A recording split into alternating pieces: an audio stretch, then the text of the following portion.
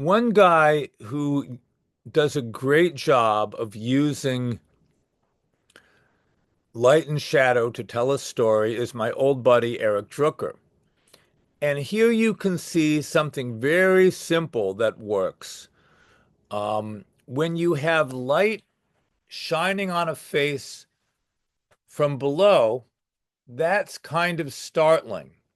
It's startling because we're used to seeing the human face with light coming from above, either sunlight or the light in your ceiling lamp. And we're used to seeing, say, a dark shadow under the nose and a dark shadow under the upper lip and light on the lower lip and a shadow under the lower lip. And so if you flip the script on that light and have it coming from the opposite direction, it immediately catches our attention. You can test this out really easily. Like turn off the light in your bathroom, go in there with a flashlight and shine it up at your face and look at yourself in the mirror. And you'll see that it's immediately really interesting looking just to have that change in the direction of lighting. And of course, we have an excuse for lighting a face from below all the time in our modern culture because we all have these little boxes of light that we shine in our own faces every day.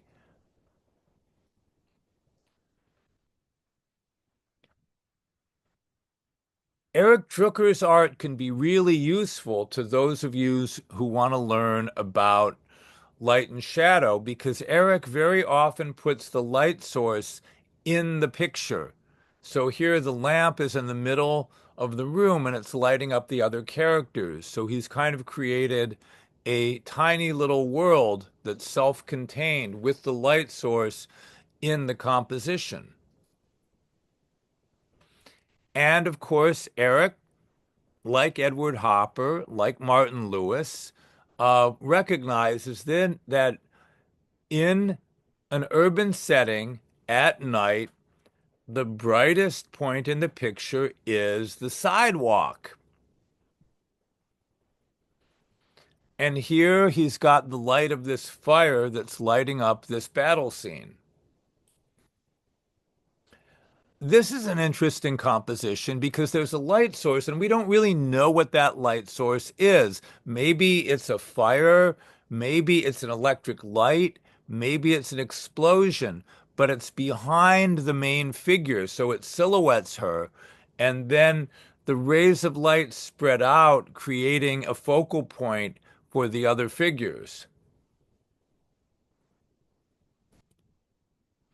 And here he's using his light source both as a political commentary on rioting in New York in the 1980s and as kind of an erotic image because there's this giant figure of a woman with light shining on her thighs. And of course, some people will say, oh man, that's pornographic, that's sexist, that's objectifying, whatever. And Eric Drucker can say, hey, they didn't like Caravaggio either for the same reason. Um, but anyways, you can like it or not like it, but it kind of works.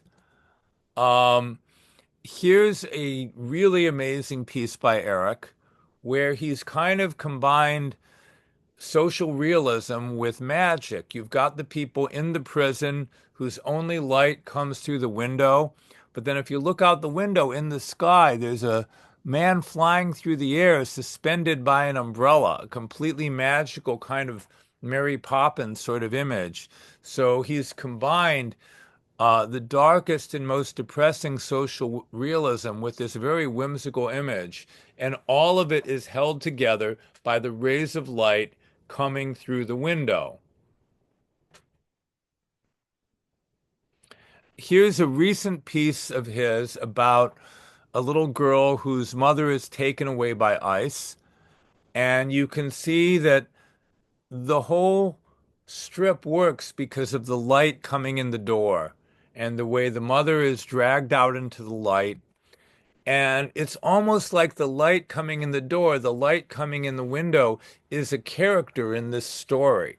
It's got such a significant role to play. It's central to this imagery is knowing where the light comes from.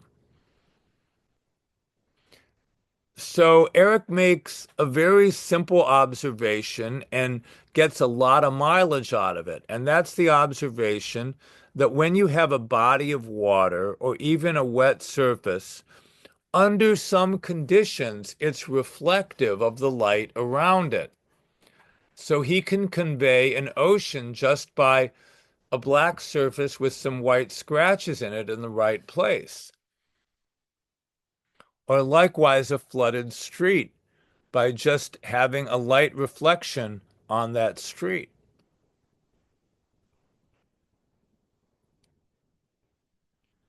So here he's able to create this imaginary scene that he's in his art studio and it's raining and there's a flood and his art studio is filling up with water. And he creates that scene just by understanding that water is reflective. And so he's able to create this entirely fanciful scene of an artist whose home is being flooded, just using that reflectiveness. Now, here you have a scene where he's submerged in water and continuing to do his artwork. Um, and is that what it looks like underwater? Um, I don't know. Because, my art studio has never been flooded. I don't know if that's really what it would look like. But you know what? It kind of works, right? We understand what we're looking at, and it feels very real to us. Drooker, who's working in two-color printing, um, and so obviously the black ink is his dark, and Eric very often uses a bright color like blue or red for his middle tone, and then he uses the white of the paper for the white highlights.